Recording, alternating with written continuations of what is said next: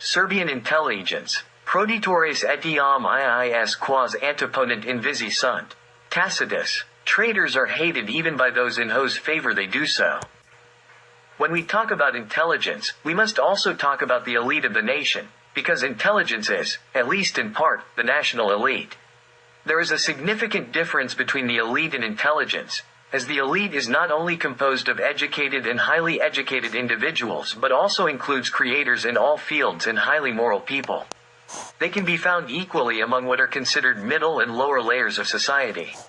The main characteristic of the elite is the willingness to sacrifice for higher ideals of the nation. They are people of free spirit and chivalrous character. Intelligence should be the companion of the elite as its extended base. Being the most educated stratum of society, intelligence is capable of understanding and solving problems and indicating the right choices and directions. This is the duty of intelligence, rather than being obsessed with itself and its own rights and privileges. Intelligence, as such, should be a moral motivator and a creator of the vision of the future, leading and showing the way. Intelligence must be the most determined defender and educator of the nation. It should carry the nation's banner and rally under it. Since it is the most intelligent, it must also be the wisest. We Serbs cannot be satisfied with our intelligence. There are exceptions, but for the most part, it has degenerated and gone astray. Serbian intellectuals have become stateless within Serbia itself. The people did not have their support, nor did they benefit much from them, even though they were supposed to lead them. The lack of understanding and grasping the essence of the problems facing the Serbian people, such as Yugoslavism, Europeanism, technology, and the propaganda of confused intellectuals, has led them to detach themselves from their own people and futilely attempt to fit into various foreign schemes and formulas. As a result, they do not have any specific opinions on all the problems in the world, especially political and national ones that require a strong character and specific moral principles. They reduce everything to neutral and non-binding formulas that will not bring them into conflict with any Serbian adversary, which do not oblige them in any way and do not threaten their personal interests. The people call such individuals mediocrities. Our intelligence has largely been like this since the time between the two world wars and up until today. Our enemies considered and openly stated that the Serbian intelligence was corrupt, and they could count on them because of that. It seems that they were largely right, otherwise, how could we have experienced all those significant deceptions and schemes that the intelligence should have prevented? How could the incredible deception in the fields of history and culture have been sustained?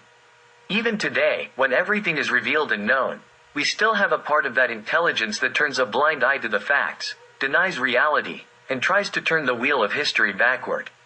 How can we build a national spirit and morality with such individuals, create spiritual unity among the nation, and achieve a cultural renaissance by refreshing ourselves from the sources of national culture? We must be highly critical of our intelligence and separate the wheat from the chaff. We must recognize the true intellectual elite and lay the foundations for future victories with them. We have a large intelligence, but only a small portion of it enters the national elite. The reasons for this decline are already known to us, and we strive to change this entirely unnatural state. We aim to create a Serbian national intelligence with high ideals that will consider the common good as their personal good, the success of the nation as their own success, and will be capable of leading in national, moral, and cultural rejuvenation. We will create brave messengers without fear and flaw. Our faith teaches us not to be carried away by prosperity and not to be humiliated in adversity, but people nowadays tend to be carried away in prosperity and humiliated in adversity. Therefore, it is not surprising that among our intellectuals, there are those who would reconcile with our current misfortunes and accept the dictates of our enemies. Freedom and a better and more dignified life for Serbs, they place in the realm of hope for some distant generations, if there will be any. Others, however, want to dig into Serbian wounds to find evidence that we ourselves are to blame for these wounds and thus gain favor with someone and satisfy someone's desires. For a significant part of the vices in the Serbian nation today, such as irresponsibility towards the community, disrespect for individuality and national compatriots, lack of manners and behavior, and readiness to humiliate and deceive fellow compatriots for petty material gain or without it, the Serbian Orthodox Church and Serbian intelligence bear the primary responsibility. The downfall of a portion of Serbian youth, involving drugs and immorality, is particularly painful.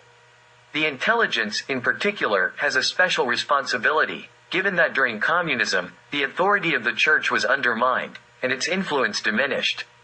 The gap that the church was unable to fill was supposed to be filled by the intelligence. Rice's message, listen.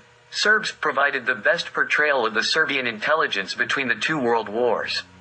Rice correctly assessed that the root cause of the degeneration of our intelligence was sending them to study abroad. In short, they returned to the country with some scientific luggage, but their natural abilities inherited from their lineage were more or less marred by the bad things they saw, which were not offset by the good things they didn't even notice. That was the root of the deformity of your intelligence. They considered themselves superior. Disdainfully, they referred to others, those who did not have a university diploma or some similar paper, as peasants. And they gave themselves that ridiculous collective term, intelligence. These people of impoverished spirit fail to realize that true intelligence is not merely acquired through studies, even the highest ones. True intelligence is a natural gift, and an ordinary peasant can be 100 times more intelligent than a university professor with a dozen degrees, says Rice. Even today, we have a part of such intelligence that believes only in Saint Titty and sucks some globalist tit. They consider themselves someone's elite, representatives of scientific circles, and God-given representatives of the new era. They vehemently attack everything outside their circle, especially patriotic and genuine Serbian intelligence, which they see as their antipode.